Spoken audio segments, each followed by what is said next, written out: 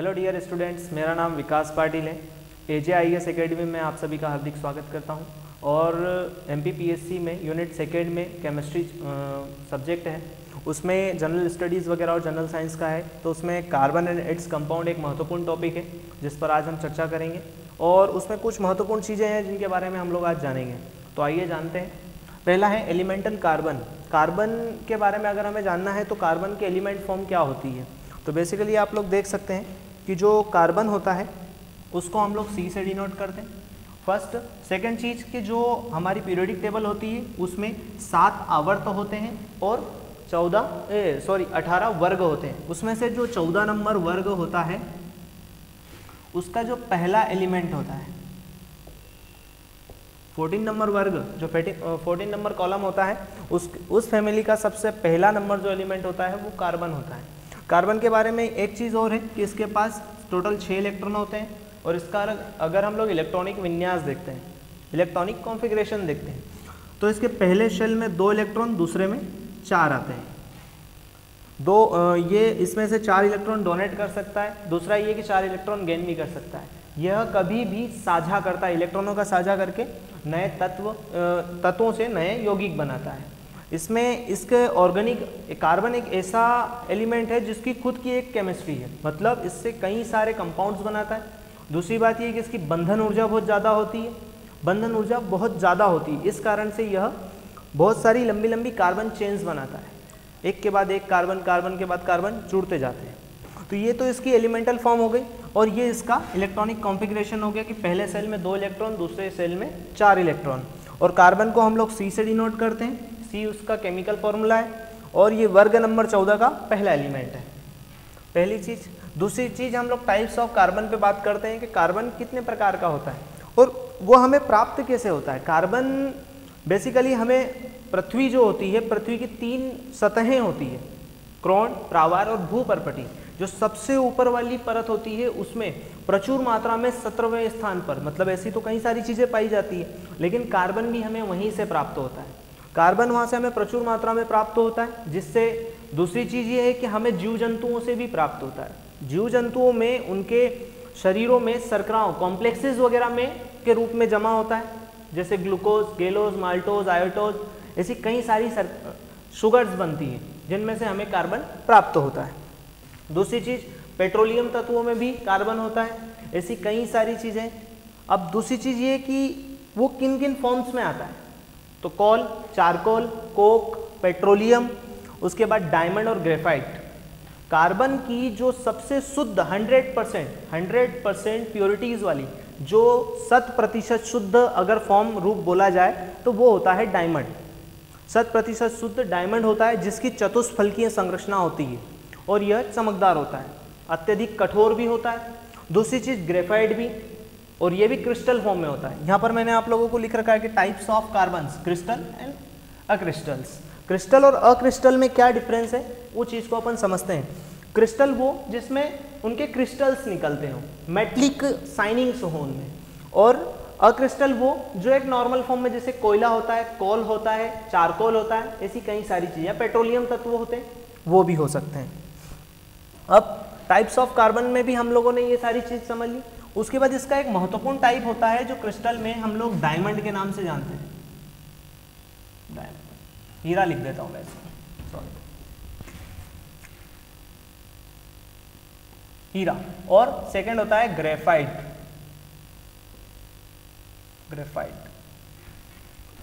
अक्रिस्टलीय form में कोल,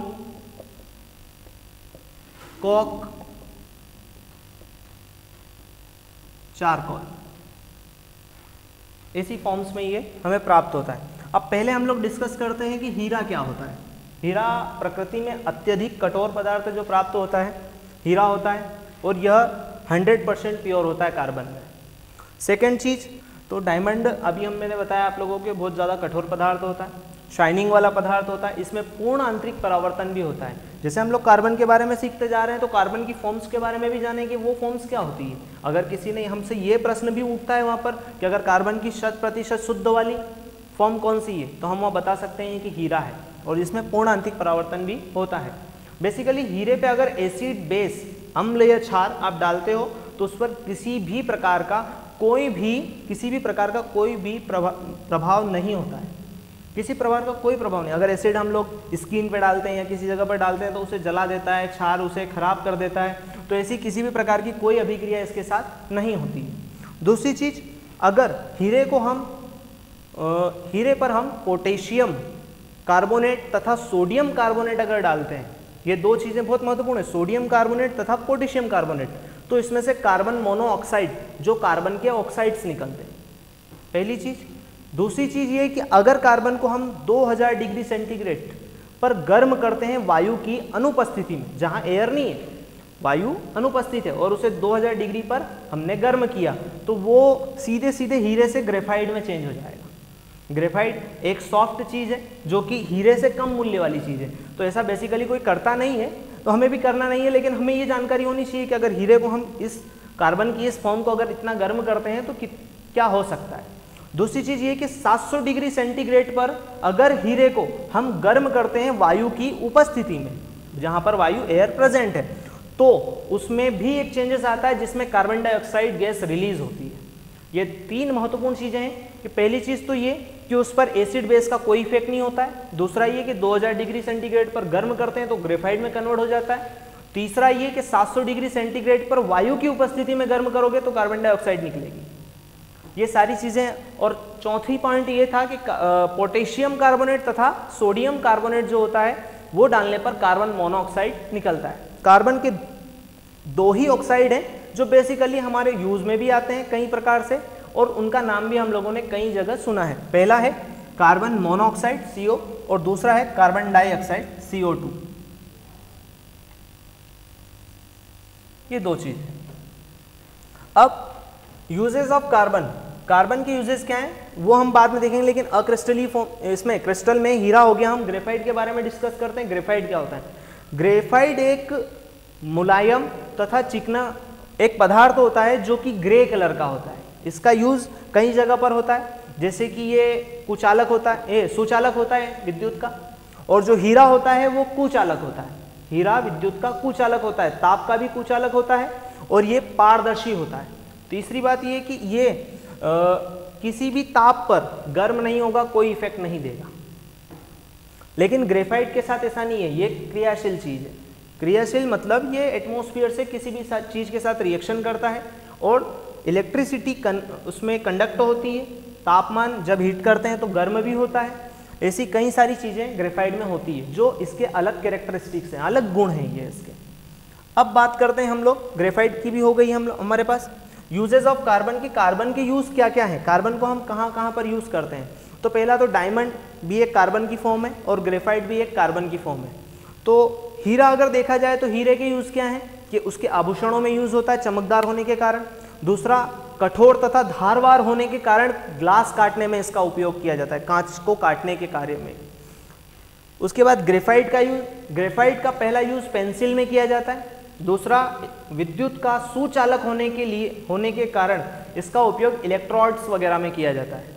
और तीसरा उपयोग इसका किया जाता है मंदन के कार्य में। जब एटॉमिक रिएक्टर चलते हैं तो एटॉमिक रिएक्टर में विखंडन अभिक्रिया होती है। संलयन और विखंडन दो अलग अलग अभिक्रियाएं हैं। संलयन में बेसिकली दो चीजें जुड़ती है, विखंडन में दोनों चीजें टूटती है। तो वो जो टूटने की जो स्पीड होती है बहुत ज़्यादा हाई होती है, तो उसमें न्यूट्रॉन्स को रोकने के लिए, उस विखंडन को स्पीड धीरे करने के लिए मंदन के कार्य में हम लोग ग्रेफाइट का यूज करते हैं, जो इलेक्ट्रॉन्स की गति धीमी करता है। ये चीजें महत्वपूर्ण याद रखने योग्य चीजें थी। और यूज, कोल का यूज, कोक का यूज, ये सारी चीजें, कोयले वगैरह का यूज हम लोग जलाऊ चीजों में करते हैं और इंजन्स वगैरह चलाने में करते हैं। इसमें एक महत्वपूर्ण चीज उत्पन्न होती है जो कार्बन से बनी हुई होती है, वो होती है पेट्रोलियम।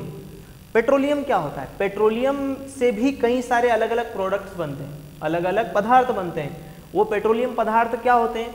पेट्रोल, डीजल, केरोसिन, उसके बाद SR करके आता है, सिंथेटिक रबर जिसको बोलते हैं। SR एक तरीका का एडिसिव है, कई प्रकार के एडिसिव बनते हैं इससे, हेमेटाइट वगैरह, और भी कई सारी चीज़ें इससे बनती है जिनका उपयोग हम लोग डेली यूज में करते हैं। हमें ये देखना है पहली चीज़ कि कार्बन होता क्या है और रेगुलर यूज में हम कहाँ कहाँ उसका उपयोग करते हैं। तो ऐसी कई सारी जगहों पर उसका उपयोग करते हैं। और रेगुलर हम लोग बाइक कार वगैरह में ईंधन के रूप में तो करते ही हैं। और कार्बन के लिए जो पेट्रोलियम गैसेज वगैरह होती है उनमें कार्बन उपस्थित होता है। शुगर होती है, शुगर भी कई प्रकार की होती है, ग्लूकोज, गेलोज, गेल्टोज, माल्टोज, आयोडोज, ऐसी कई प्रकार की होती है जिनमें भी कार्बन उपस्थित होता है। नेक्स्ट चीज जो पॉलीमर होता है, पॉलीमर मतलब बहुलीकरण, बहुलीकरण मतलब एक ही चीज की संख्या का बड़ा होना, मतलब कार्बन के जो नंबर ऑफ पार्टिकल है वो उसमें ज़्यादा होना। तो ऐसे ही एक एग्जाम्पल है नायलॉन। नायलॉन एक प्रकार का ऑर्गेनिक कंपाउंड है जिसमें कार्बन की मात्रा बहुत ज़्यादा होती है और उससे नायलॉन से भी नए नए पदार्थ बनाए जा सकते हैं। अब हम बात करते हैं ऑर्गेनिक केमिस्ट्री। यहाँ तक तो हमने सिर्फ कार्बन की बात करी, लेकिन कार्बन की एक अलग केमिस्ट्री है। ये कार्बन का सिर्फ इंट्रोडक्शन था कि कार्बन ऐसा होता है, लेकिन ऑर्गेनिक केमिस्ट्री क्या होती है? ऑर्गेनिक केमिस्ट्री में किन चीज़ों के बारे में पढ़ते हैं? उन चीज़ों में पढ़ते हैं कार्बनिक रसायन और अकार्बनिक रसायन।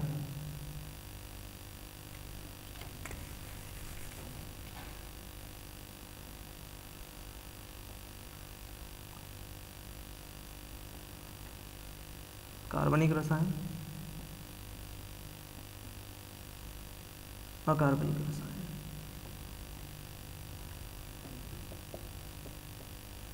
चूंकि कार्बनिक रसायन और अकार्बनिक रसायन दोनों ही ऑर्गेनिक केमिस्ट्री के दो भाग हैं, मतलब कार्बनिक रसायन का ही एक ऑर्गेनिक जहाँ कार्बन के ही रसायन पाए जाते हैं। तो कार्बनिक रसायन काफ़ी लंबा है। छोटी स्टम्प में मैं आपको अकार्बनिक रसायन बताता हूँ, उसके बाद हम लोग कार्बनिक रसायन पर आते हैं। अकार्बनिक रसायन ऐसा जिसमें सेंट्रल एटम कार्बन ना हो, और हो भी तो उसके साथ नाइट्रोजन, ऑक्सीजन, पोटेशियम, फ्लोरीन ऐसे कई सारे दूसरे एलिमेंट जुड़े हों। माना कि CO2 ये एक है, और फिर CnH3 ये, ऐसे कई प्रकार के अलग अलग भी हम लोग कंपाउंड्स यहाँ बना सकते हैं। तो यह अकार्बनिक होते हैं। कार्बन ऑक्साइड, कार्बन मोनोऑक्साइड, ये अकार्बनिक रसायन है क्योंकि इनमें सेंट्रल एटम ज़्यादातर डिपेंड उस पर कार्बन पे नहीं होते हैं।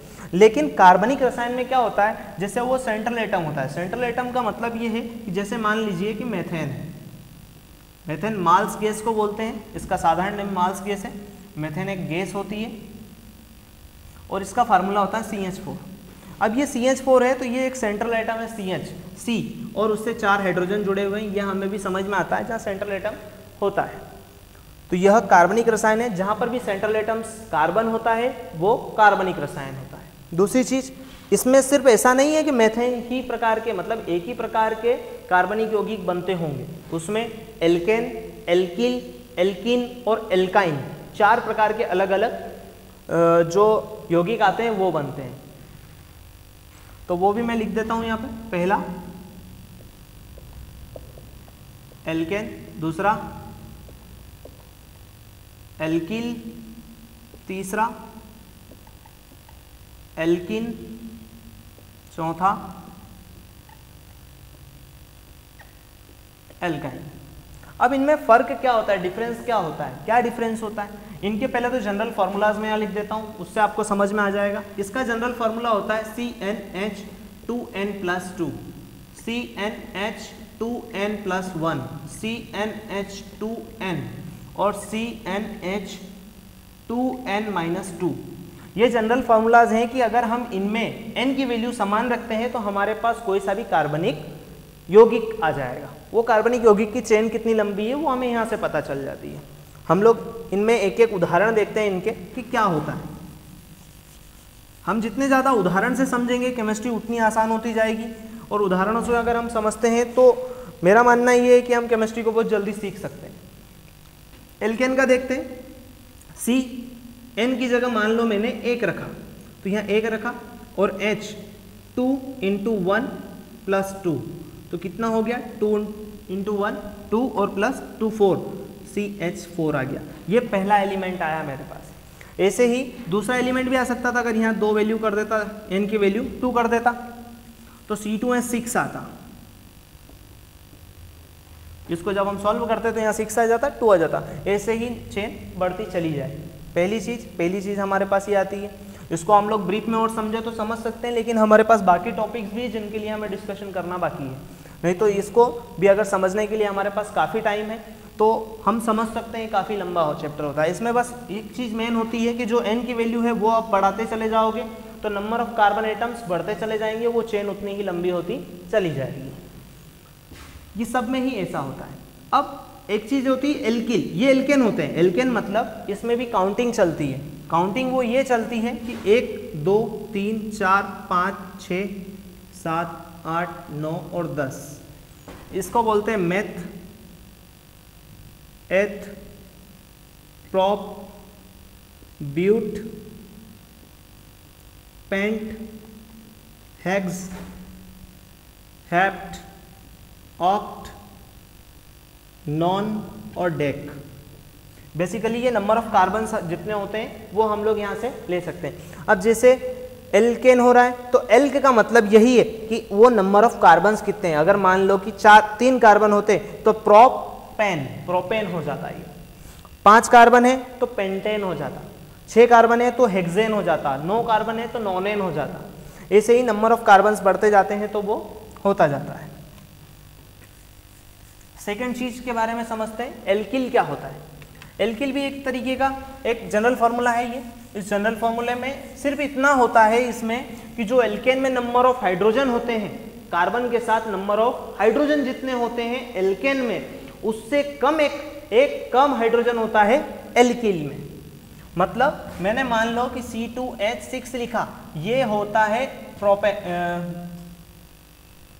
एथेन। ये एथेन होता है, 2 कार्बन इसमें दे रखे हैं और 6 हाइड्रोजन दे रखे हैं। लेकिन इसी में से अगर मैं ऐसा लिख दूं कि C2H5 तो यहाँ पे एक डैश आ जाएगा, बिकॉज कार्बन की वैलेंसी 4 होती है। कार्बन की वैलेंसी 4 होती है तो उसे 4 बॉन्ड बनाने। अब ये बॉन्ड तो ठीक है इन दोनों में कॉमन है कि जुड़ गए, उसके बाद भी 1 2 3 4 5 और 6 हाइड्रोजन की जरूरत है। ये यहाँ पर तो पूरे हो रहे हैं 6 हाइड्रोजन, लेकिन यहाँ पूरे नहीं हो रहे हैं, इसलिए इसकी एक वैलेंसी खाली रह जाती है।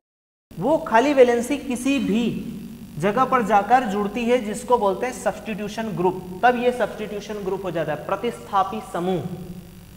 तो अब हम लोग यहाँ से देखते हैं, एक यहाँ जुड़ गया, यहाँ जुड़ गया, यहाँ जुड़ गया। ये स्ट्रक्चर में बताने से मेन फायदा ये है कि स्ट्रक्चर से हमें समझ में आ जाता है कि यहाँ पर पिक्चर हो क्या रही है, बेसिकली कौन किससे जुड़ रहा है, ये चीज समझ में आती है। नहीं तो ऐसे डायरेक्ट भी हम लिख सकते हैं, डायरेक्ट लिखते जाएंगे तो बस उसे हम रट सकते हैं, लेकिन हमें रटना नहीं है, हमें उसका कॉन्सेप्ट याद करना है, कॉन्सेप्ट समझना है कि यहाँ हो क्या रहा है। अगर हमें ये समझ में आ गया कि इस कॉन्सेप्ट के अंदर हो क्या रहा है तो हम लोग आसानी से कर सकते हैं, कोई दिक्कत वाली बात नहीं है कि हम ये नहीं कर सकते।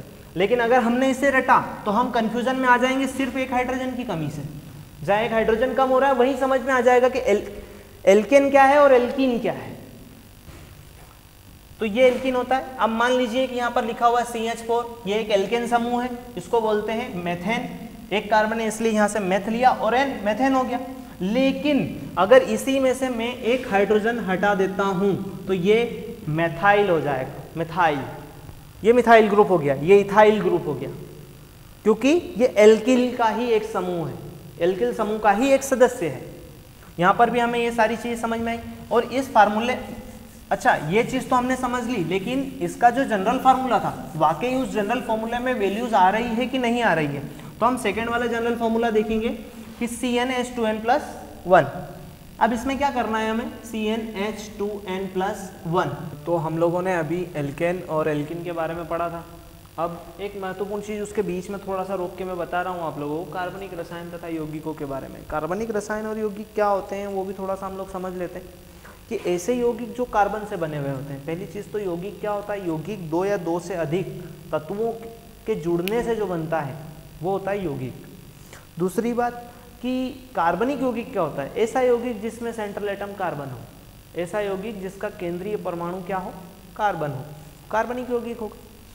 अब कार्बनिक रसायन में क्या होता है, कार्बनिक रसायन एक ऐसा ही रसायन है जिसमें कार्बन की पढ़ाई करते हैं। मैंने आपको अभी थोड़ी देर पहले बताया था कि कार्बन की अपनी खुद केमिस्ट्री है जिसमें कार्बन के ही बहुत सारे कंपाउंड है, करोड़ों कंपाउंड्स हैं।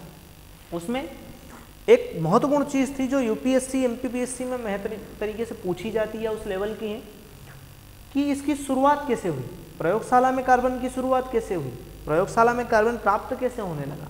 तो वो हमें प्राप्त होने लगा, पहले एक बर्जीलियस करके साइंटिस्ट थे बहुत ग्रेट साइंटिस्ट थे बर्जीलियस।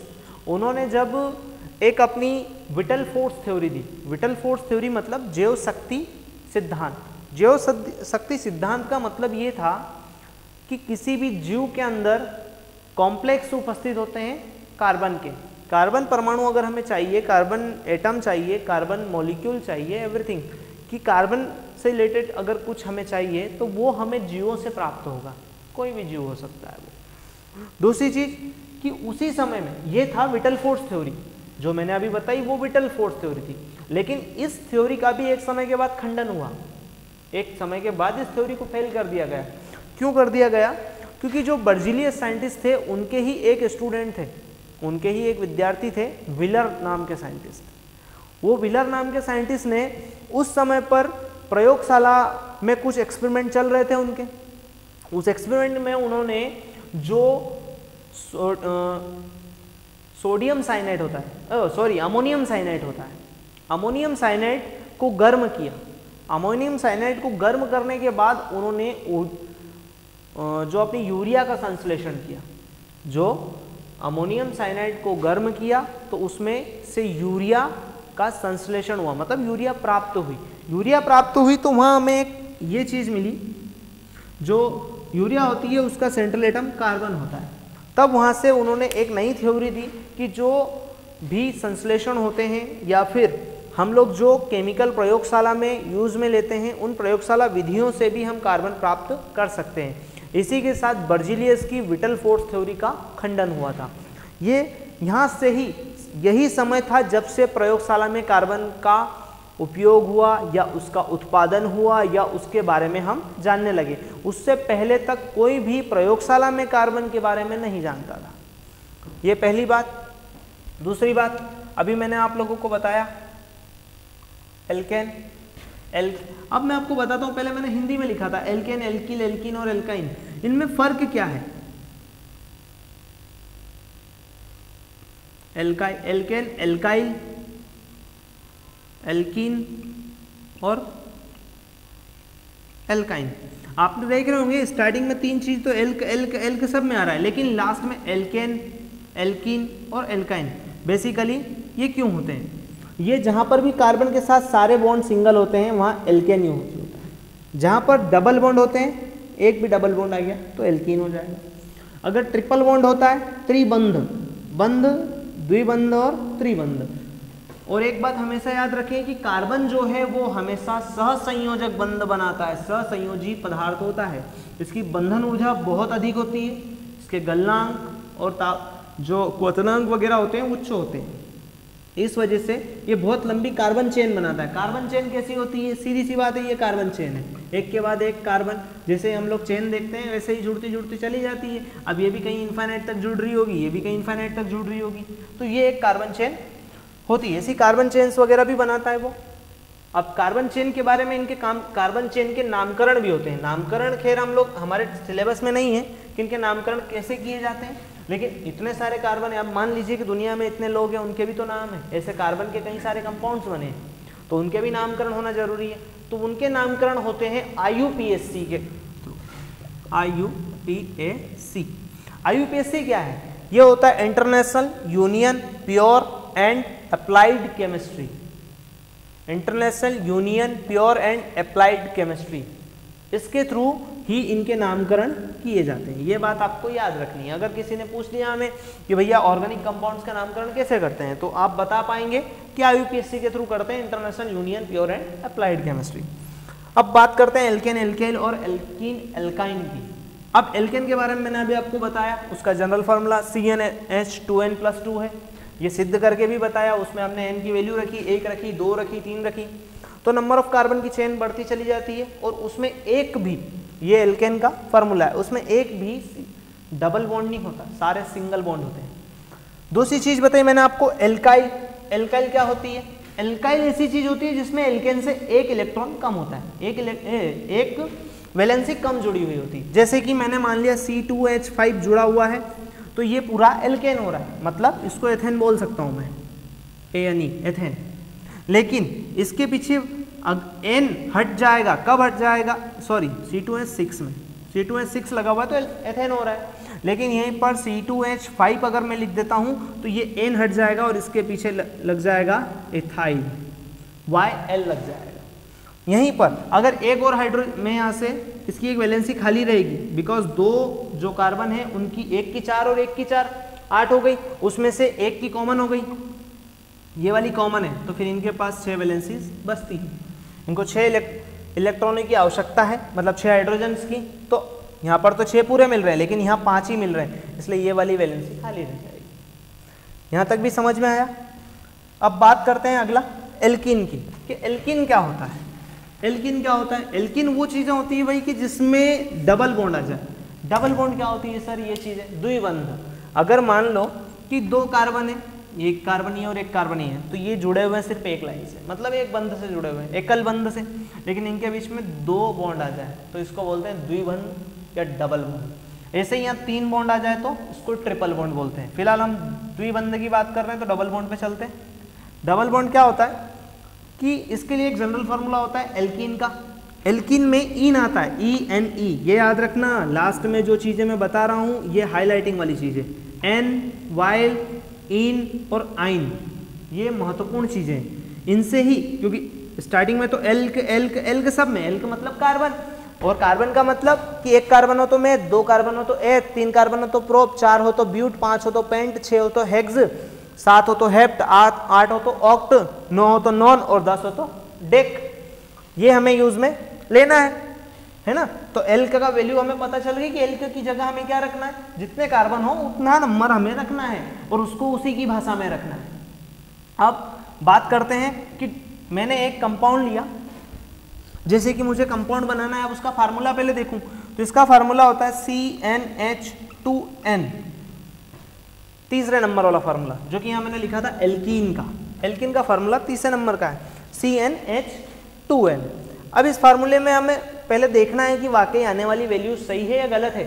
तो मैंने n की वैल्यू मान लो कि 1 रख दी, तो 1 रखी तो CnH2, लेकिन ये पॉसिबल नहीं है। क्यों नहीं है? क्योंकि कभी भी एक कार्बन का एल्कीन नहीं होता है। क्यों नहीं होता है? क्योंकि ये हमें पता है कि उसमें डबल बॉन्ड होता है और एक कार्बन खुद के साथ डबल बॉन्ड नहीं बना सकता। तो n की वैल्यू कभी भी 1 नहीं आएगी, ये हमेशा कभी भी स्टार्ट होगी तो 2 से इन्फाइनाइट तक जाएगी, जितना भी हो सकता है। अब मैंने C की जगह n की वैल्यू रख दी 2, तो H2 × 2, मेरे पास जो फार्मूला आया वो आया C2H4।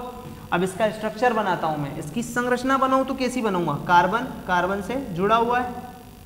अब इस एक कार्बन की वैलेंसी कितनी होती है? 4 होती है, तो 2 तो ये हो गई और एक ये और एक ये हो गई, तो यहाँ हाइड्रोजन जुड़ जाएगा, एक ये हो गई और एक ये हो गई। इस कार्बन की भी 1 2 3 4 हो गई, 1 2 3 4 इसकी भी हो गई। ये दोनों वैलेंसियाँ इसकी कॉमन है, जिसको बोलते हैं हम लोग द्विबंध या डबल बॉन्ड। अब इसकी वैलेंसी भी हमें पता चल गई, 4 4 है, 4 4 है। अब हमें ये गिनना है कि हमारे इसमें जितने कार्बन आ रहे हैं उतने हैं भी कि नहीं है, और जितने हाइड्रोजन यहाँ आ रहे हैं उतने हाइड्रोजन यहाँ भी है या नहीं है। तो वो हमें ऐसे पता चलेगा, देखो यहाँ पे 2 कार्बन है तो 1 और 2 कार्बन पूरे हो रहे हैं। हाइड्रोजन कितने हैं? 4, तो 1 2 3 4 हाइड्रोजन भी पूरे हो रहे हैं, कोई दिक्कत नहीं है। ऐसे ही हम लोग इसकी वैल्यूज बढ़ाते चले जाएंगे तो अलग अलग हमें प्राप्त होते चल जाएंगे, जैसे कि ethene, propene, butene, pentene, hexene, heptene, octene, nonene, ऐसे करके कई सारे प्रोडक्ट प्राप्त होंगे। और यही हाइड्रोकार्बन्स है।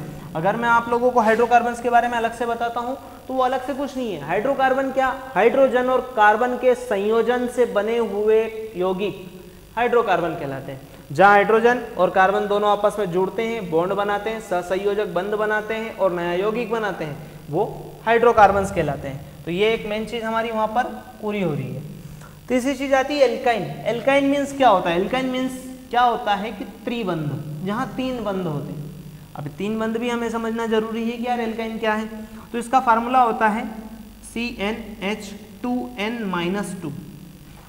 अब इसमें भी जहां पर भी पहले 2 ऐसे हैं जिनमें एक n की वैल्यू 1 हो सकती है, इन दोनों में n की वैल्यू 1 से चालू होकर कितनी भी जा सकती है।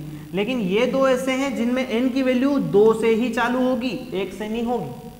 ये भी हमें याद रखना है, 1 और 2 का फंडा, कि बचे हुए 2 जो पहले 2 आ रहे हैं उनमें n की वैल्यू 1 हो सकती है, लेकिन इनमें n की वैल्यू 1 नहीं हो सकती। अब यहाँ पे हमें n की वैल्यू हम भी 1 रख देते तो फिर गलत हो जाता, लेकिन रखनी ही नहीं है क्योंकि हमें पता है ये चीज़ की n की वैल्यू यहाँ पर नहीं होती। उसका कारण यही है कि कोई भी कार्बन खुद के साथ डबल बॉन्ड या ट्रिपल बॉन्ड नहीं बना सकता।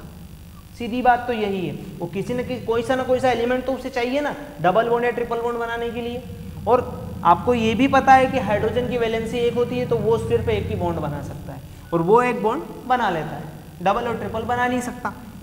तो कार्बन की n की वैल्यू रख दी हमने 2, H2 × 2 - 2। अब C2 तो हो गया, H2 2 = 4 मतलब 2 दूना 4, 4 में से 2 गए 2। अब हमारे पास आया C2H2। इसका स्ट्रक्चर बना के देखते हैं कि वाकई हमारे पास आई हुई चीज़ सही है या नहीं है। तो ये 2 कार्बन हो गए, 1 2 3, बिकॉज हमने आयन यूज़ किया है, आयन का फार्मूला लगाया तो 3 बंदे तो आएंगे ही। एक हाइड्रोजन यहाँ जोड़ दिया, एक हाइड्रोजन यहाँ जोड़ दिया। अब हम देखते हैं कि हाइड्रोजन यहाँ पर कितने हैं, कितने हाइड्रोजन है। यहाँ पर 2 हाइड्रोजन है तो 1 और 2 हाइड्रोजन हो रहे हैं। यहाँ कार्बन है तो 2 कार्बन हो रहे हैं। ये यहाँ पर हमारे एल्केन, एल्कीन, एल्केन और सारी चीज़ें कंप्लीट होती है। ये आप लोग देखिए, कॉपी करिए। उसके आगे हम लोग नेक्स्ट चीज़ देखते हैं कि जो हाइड्रोकार्बन्स होते हैं वो एलिफेटिक और साइक्लिक क्या होते हैं। टाइप्स ऑफ हाइड्रोकार्बन, ये भी एक छोटा सा टॉपिक है लेकिन काफ़ी काम का टॉपिक है। इसमें हम लोग समझेंगे कि यार हाइड्रोजन और कार्बन से जो कंपाउंड्स बनते हैं वो अभी तक तो हमने एल्केन, एल्कीन, एल्कील, एल्कीन और एल्काइन के बारे में पढ़ा कि ये सब एलिफेटिक है, लेकिन इसके मतलब प्रकार कितने होते हैं। ये तो सब लीनियर हो गए। तो इसके 2 प्रकार होते हैं, एलिफेटिक, एलिसाइक्लिक।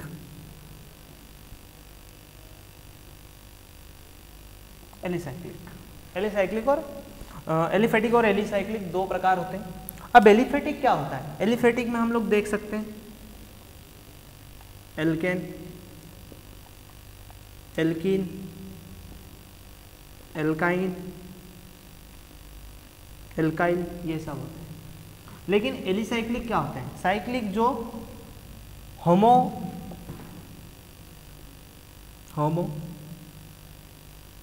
साइक्लिक और हेट्रोसाइक्लिक, ये भी 2 प्रकार के होते हैं, होमोसाइक्लिक और हेट्रोसाइक्लिक।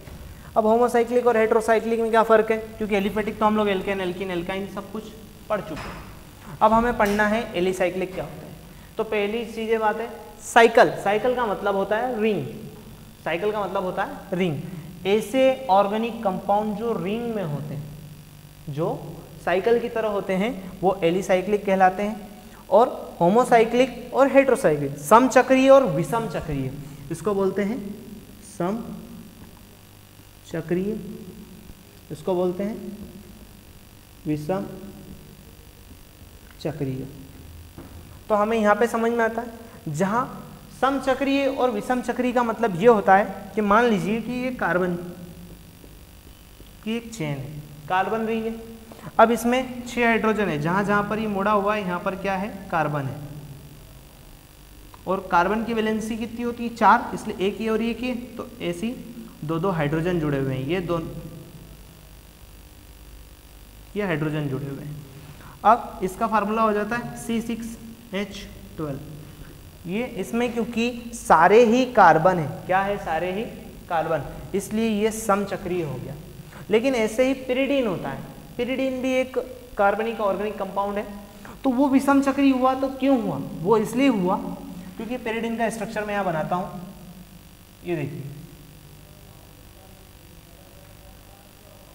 क्योंकि इसमें जो नंबर ऑफ कार्बन है वो विषम संख्या में। यहाँ पर नंबर ऑफ कार्बन जो होते हैं वो 1 2 3 4 5 और 6 सम है।